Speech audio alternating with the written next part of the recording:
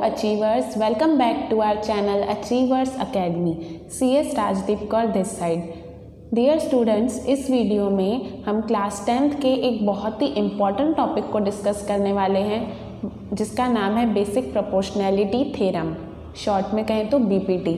बहुत ही प्यारी थ्योरम है और बहुत सारी जगह पे पूरे मैथ्स में काम आती है, तो आपको इसको बहुत अच्छे से समझना है, बहुत ध्यान से सुनना है एक एक चीज़ को। तो आइए शुरू करते हैं। थ्योरम में जो सबसे पहली चीज़ होती है वो होती है स्टेटमेंट। तो आइए स्टेटमेंट को पढ़ते हैं।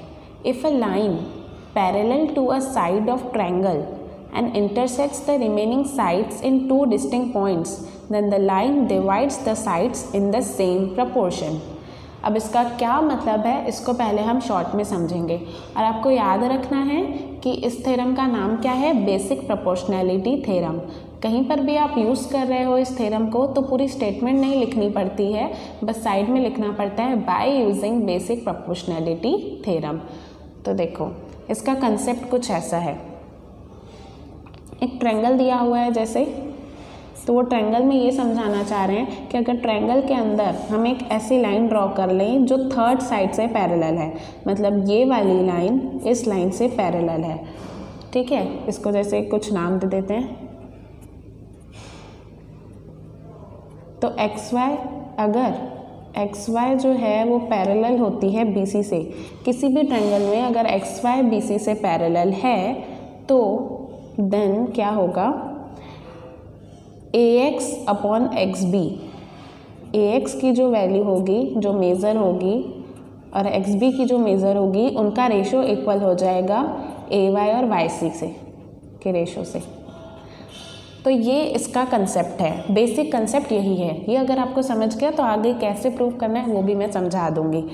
कंसेप्ट यही है। अगर किसी क्वेश्चन में दिया हुआ है कि XY parallel to BC, XY in the sense ये लाइन, एक बीच में एक लाइन ड्रॉ की हुई है, वो अगर थर्ड लाइन साइड से पैरेलल है तो इन दोनों का रेशो इक्वल हो जाएगा इन दोनों के रेशो से, ठीक है। तो I hope you are clear. अब हम आगे पढ़ते हैं। अब स्टेटमेंट को एक बार फिर से पढ़ते हैं। If a line parallel to a side of triangle, यानी सबसे पहली कंडीशन है कि एक लाइन पैरेलल होनी चाहिए थर्ड साइड से। जैसे देखो ये वाली साइड जो है ये से पैरेलल है, और क्या होगा, and intersect the remaining sides in two distinct point, और दो डिस्टिंक्ट पॉइंट पे वो बची हुई दोनों साइड को इंटरसेक्ट भी कर रही है। सबसे पहले इस लाइन के बारे में आपको बताया हुआ है कि ये लाइन क्या करनी चाहिए, दो चीज़ें करनी चाहिए। एक तो ये लाइन जो है वो थर्ड साइड से पैरेलल होनी चाहिए, और दूसरा ये वाली लाइन दोनों साइड को दो पॉइंट पे इंटरसेक्ट करनी चाहिए। अब उसके बाद क्या है, अगर ऐसा होगा then the line divides the sides in the same proportion.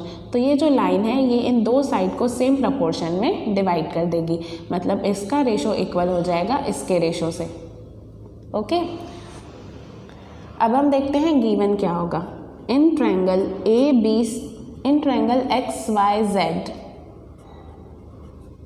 XYZ में हमारे पास क्या दिया हुआ है, ये दिया हुआ है कि AB जो है वो YZ से पैरेलल है,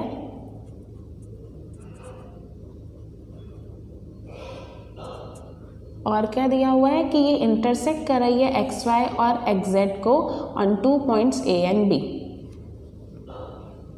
line AB is intersecting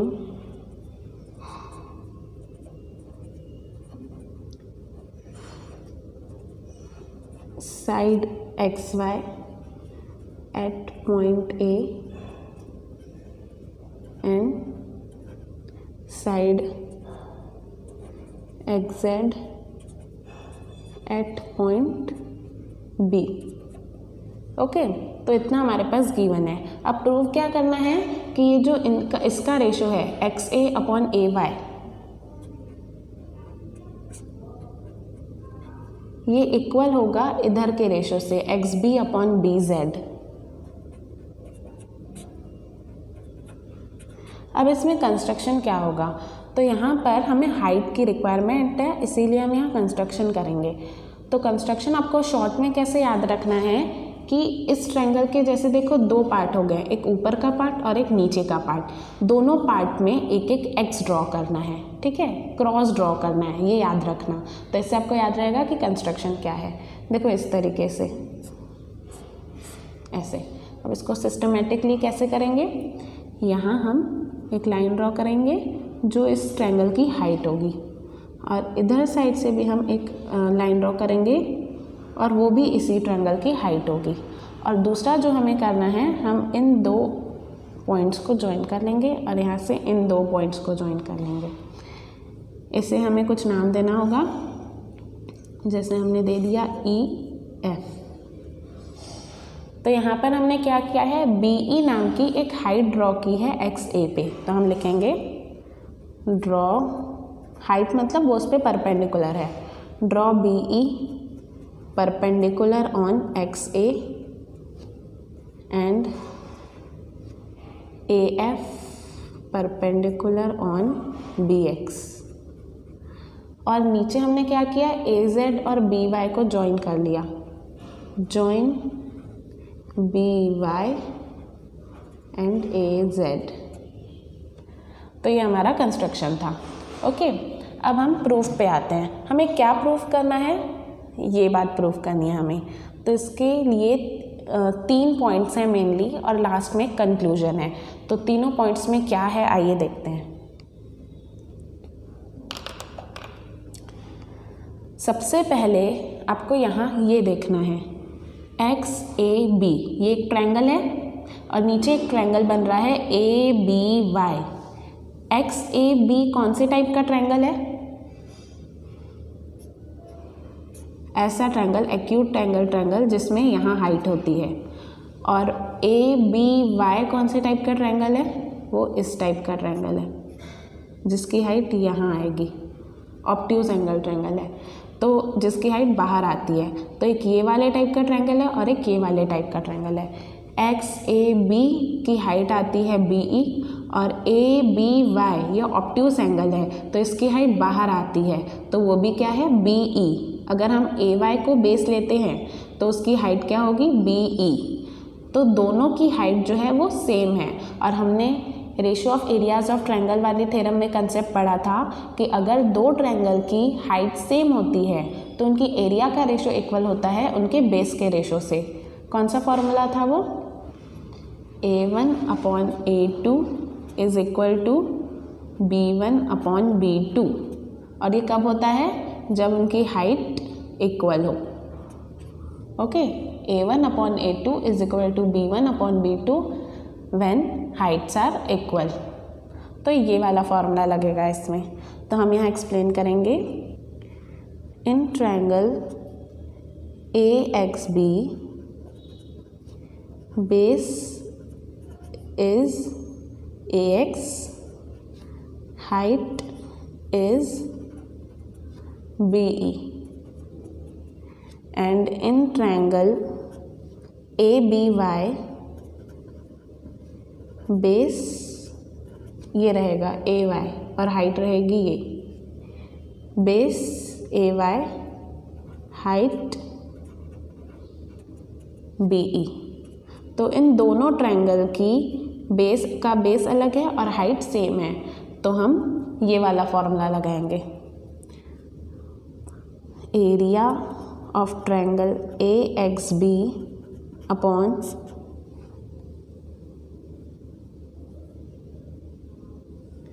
area of triangle ABY is equal to BE तो कैंसिल हो जाएगा, AX/AY। और ऐसा क्यों, ये इसके लिए हम रीज़न लिखेंगे, स्टेटमेंट 2 क्या थी, areas of triangle with equal heights are proportionate to their corresponding basis. Okay, हाँ, तो हमारा पहला इक्वेशन हो गया। अब हम दूसरे दो ट्रायंगल को ऑब्जर्व करते हैं, AXB और ABZ।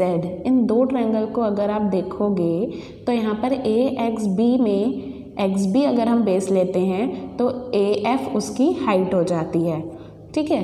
और ये किस टाइप का ट्रायंगल होगा, ये वाला, ओके। और अगर हम ए बी जेड इसको ट्रायंगल लेते हैं और बी जेड हमारा बेस है तो इसकी हाइट क्या हो जाएगी, ए एफ। क्यों, क्योंकि ए बी जेड ये एक ऑब्ट्यूज एंगल ट्रायंगल है, इस टाइप का ट्रायंगल है, तो इसकी हाइट कहाँ आएगी, बाहर आएगी, तो ए एफ उसकी हाइट बन जाएगी। तो आइए शुरू करते हैं लिखना। अच्छा, यहाँ पे हाइट दोनों की इक्वल है, ए एफ है, तो कौन सा फॉर्मूला लगेगा, ये statement number 2, A1/A2 is equal to B1/B2 because heights are equal. तो इन ट्रायंगल AXB बेस क्या है,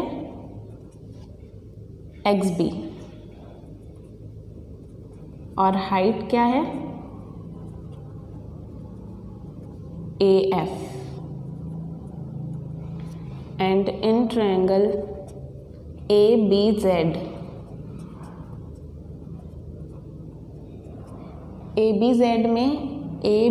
में हम बेस क्या लेंगे, BZ, और हाइट क्या लेंगे,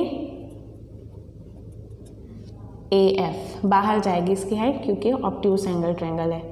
अब इनकी एरिया का ratio, area of triangle AXB upon area of triangle ABZ, क्योंकि इनकी हाइट इक्वल है, इनके रेशो में सिर्फ इनके बेस आएंगे, XB अपॉन BZ, और इसका रीज़न रहेगा statement number 2, areas of triangle with equal heights are corresponding to their basis. Statement number 2, ये रहेगा हमारा सेकेंड इक्वेशन। अब यहाँ पर आपको ऑब्जर्व करना है, ये दो ट्रायंगल ABY और ABZ, ये दोनों ही ट्रायंगल जो हैं ये इन दो पैरेलल लाइन के बीच में आ रहे हैं, और जब दो ट्रायंगल और दो पैरेलल लाइन के बीच का जो डिस्टेंस होता है वो हमेशा सेम होता है, परपेंडिकुलर डिस्टेंस। अब हमें जो दो ट्रायंगल देखने हैं वो कौन से हैं, ABY और ABZ। तो अब देखो, इन ट्रायंगल ABY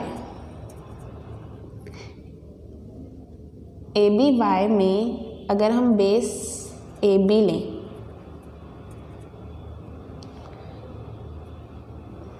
और इन ट्रायंगल ABZ इसमें भी बेस हम क्या लेंगे, AB, दोनों का बेस हम कॉमन लेंगे।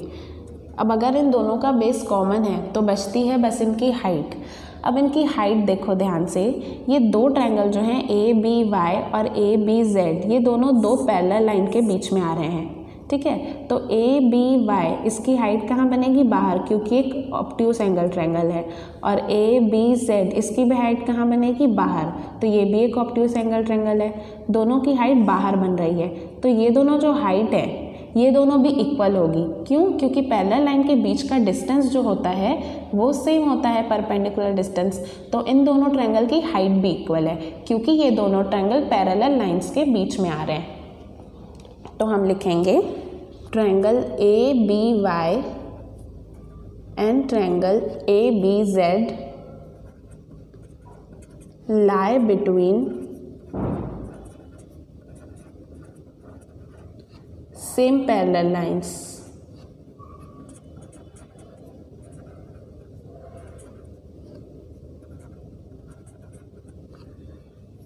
That is AB and YZ, ये दो पैरेलल लाइन के बीच में आ रहे हैं। Therefore, height of both triangle are equal.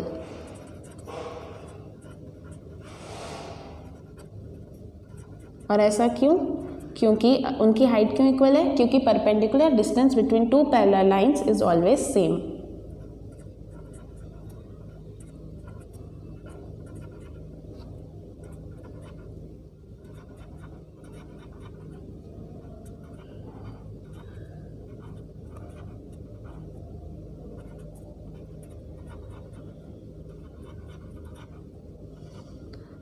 अब उसके बाद अगर इन दोनों की हाइट भी इक्वल है और बेस भी इक्वल है, देखो यहाँ पर इनका बेस हमें पता चला इक्वल है, और यहाँ पर इनकी हाइट भी इक्वल हमने प्रूव कर दी। बेस और हाइट अगर दोनों ही इक्वल हैं तो दोनों एरिया क्या हो जाती है, इक्वल, क्योंकि यहाँ रेशो में क्या आ जाएगा 1, तो 1 आ जाएगा, तो ये दोनों की जो एरिया है वो इक्वल हो जाएगी। Therefore area of triangle ABY is equal to area of triangle